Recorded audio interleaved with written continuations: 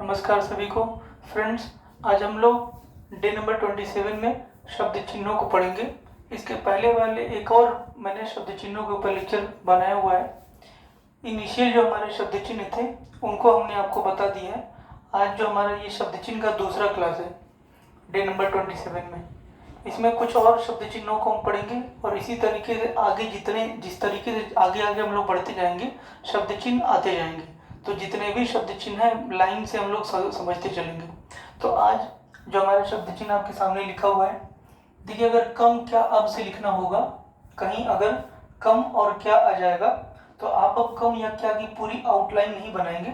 आप अगर लाइन के ऊपर हल्का जो है क बना देंगे, क तो हल्का ही होता है, तो लाइन के ऊपर अगर क बना देते हैं तो इसको आप क्या पढ़ेंगे, अब से कम या क्या। तो कम क्या को हम हमेशा लाइन के ऊपर नहीं लिखते हैं। आगे लिखा हुआ है किया, तो किया के लिए आपके दोस्तों जो किताब में दिया गया है, इसी क को अगर लाइन पे बना देंगे इसको पढ़ेंगे किया। लेकिन मैंने क्या किया है कि कम क्या के लिए इस तरीके से मैंने कम क्या और किया में डिफरेंस पैदा करने के लिए मैंने किया गया कि कम को मैंने पूरे ये क से हमने कम को पढ़ लिया और क्या के लिए लाइन पे ही क बनाइए और इसमें यह जोड़ दीजिए। तो जब आपको कम लिखना रहेगा तो कम के लिए सिर्फ क लिखिए लाइन के ऊपर, और जब क्या लिखना रहेगा तो क में य का एक आंकड़ा आगे जब आएंगे आप तो मैं बताऊंगा। अभी के लिए आप ये जान लीजिए कि ये य का आंकड़ा है, तो क के साथ य लगा देंगे तो ये क्या पढ़ेंगे। और इसी क्या को अगर लाइन पर रख दें, उसमें थर्ड प्लेस की मात्रा लगी है, यानी थर्ड प्लेस की मात्रा हमेशा लाइन पे लिखी जाती है। तो ये क में या अगर इस तरीके जोड़ करके लिख दें, क्या को लाइन पे लिख देंगे तो इसको पढ़ेंगे किया। तो आप जो है अलग जो है डिफरेंस पैदा करने के लिए आपको, आप अगर चाहें तो इन तीनों की आउटलाइन अलग अलग बना लेंगे। मैंने यहीं पे आपको इसलिए बता दिया कि आप यहीं पे ताकि नोट कर पाए। आखिर जब भी आप कम बनाए तो सिर्फ क बनाइए, क्या बनाना हो तो क में ही या की के आंकड़े को लगा लीजिए, और जब किया बनाना हो तो लाइन पे क और य बना देंगे, इसी चीज को लाइन पे बना देंगे तब किया पढ़ेंगे। इस तरीके से हम लोगों ने तीनों आउटलाइन को अलग अलग कर लिया। देखिए, इससे होता क्या है कि एक ही शब्द से जब कई शब्द बना दिए जाते हैं तो आप हमेशा जब डिक्टेशन पढ़ेंगे तो आपको कंफ्यूजन रहेगा कि कब मैं इसे कम पढ़ूं और कब मैं इसे क्या पढ़ूं। इस तरीके से जब अलग अलग हो जाएगा आउटलाइन तो आपको कभी भी कोई कंफ्यूजन नहीं रहेगा। उसी तरीके से अब हम आगे बढ़ेंगे, यहाँ पे भी मैं आपको कुछ अलग करके बता दूंगा। अगला हमारे पास शब्द है अब। कभी भी अगर कहीं किसी डिक्टेशन के अंदर किसी लाइन के अंदर हाँ आ जाता है तो याद रखिएगा, जब भी चंद्र बिंदी लगा हो या कभी भी अनुनासिक स्वर लगा होता है तो उसको हमेशा लाइन के ऊपर लिखा जाता है। मैंने क्या बताया, जब भी अनुनासिक स्वर लगा हो, जैसे हाँ पे आगे मात्रा हा और ये चंद्र बिंदी लगा हुआ है तो इसमें इसको हम बोलेंगे अनुनासिक स्वर। तो जितने भी अनुनासिक स्वर वाले आएंगे आगे शब्द, उनको हम हमेशा लाइन के ऊपर ही लिखेंगे, लाइन से थोड़ा सा ऊपर। देखिए यहाँ पे लाइन में टच नहीं हो रहा है, इसके ऊपर मैंने हाँ को बनाया तो इसको क्या पढ़ेंगे हम लोग, हाँ। तो जब भी आपसे हाँ लिखना होगा तो हम लोग इसी तरीके से हाँ को बनाएंगे। अगला शब्द हमारे पास दोस्तों हुआ, हुए, हुई, होता, होना। आपकी किताब में आप देखेंगे तो हुआ, हुई, हुए, होता, होना, इन सभी के लिए यानी 1 2 3 4 5 शब्दों के लिए एक ही आउटलाइन दिया गया है लाइन पे ह बना करके। तो इस तरीके से आपको बहुत ज़्यादा कंफ्यूजन होगा।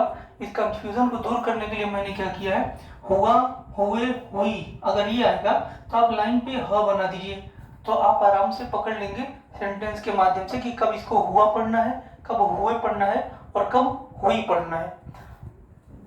लेकिन जब होता लिखा हो तो इसमें बनाइए, ये आगे जाकर के मैं आपको बताऊंगा। जब बड़ा सर्कल बना देते हैं दोस्तों लाइन पर, किसी भी आउटलाइन में किसी भी व्यंजन में जब बड़ा सर्कल जोड़ा जाता है उसको पढ़ते हैं ह। तो ये हमारा ह हो जाएगा और उसके बाद हमने त जोड़ लिया, उसको लाइन पे सटा के लिख देंगे तो इसमें ओ की मात्रा मान लिया जाएगा। तो ये होता के लिए हम लोग ये ह और त होता बना देंगे। आज के बाद कभी भी होता लिखना होगा तो होता को आप ऐसे ही लिखेंगे।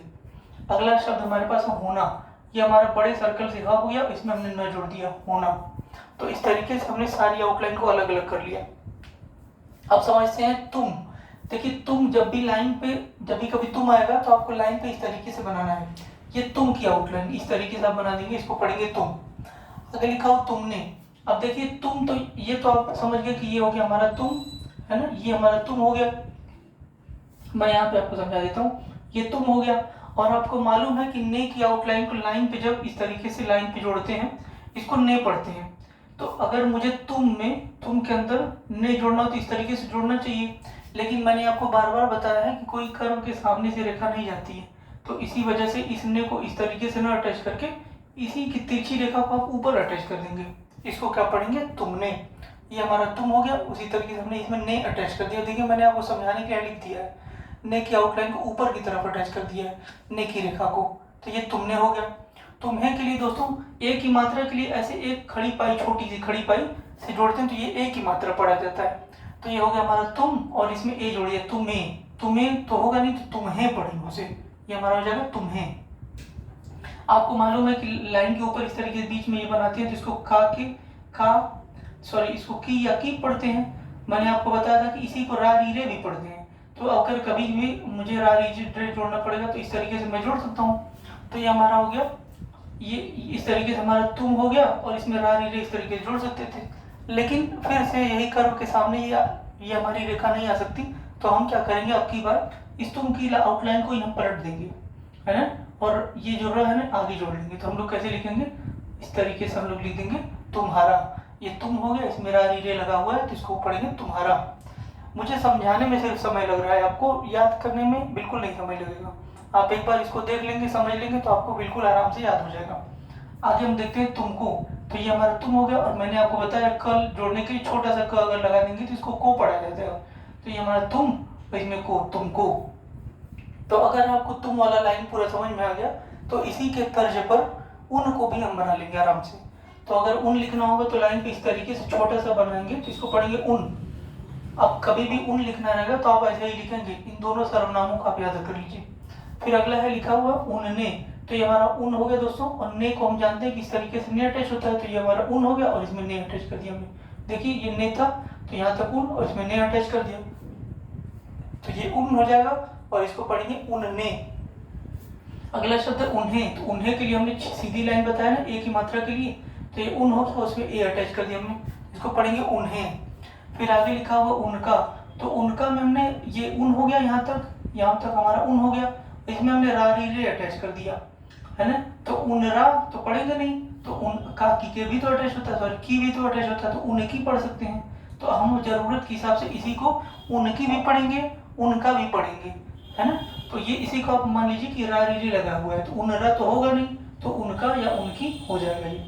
तो जब भी कभी अब हमें उनका लिखना होगा या उनकी लिखना होगा तो हम इस तरीके से बनाएंगे। आगे लिखा हुआ है ये उन है, उन में हमने को जोड़ दिया, तो इसको पढ़ेंगे उनको। तो ये बहुत ही आसानी से हम लोगों ने याद कर लिया। एक से दो बार आप, जैसे मैंने आपको समझाया, इस तरीके से याद करने की कोशिश करिएगा। थोड़ा सा 2-4 बार आप प्रैक्टिस करेंगे तो आपको अच्छे से याद हो जाएगा। अगले लेसन में हम लोग मिलेंगे। ये शब्द चिन्ह वाले चैप्टर खत्म हो गया। डे नंबर 21 में इसी के ऊपर आधारित हम लोग अभ्यास को करेंगे। Keep watching and subscribe my YouTube channel. Thank you so much.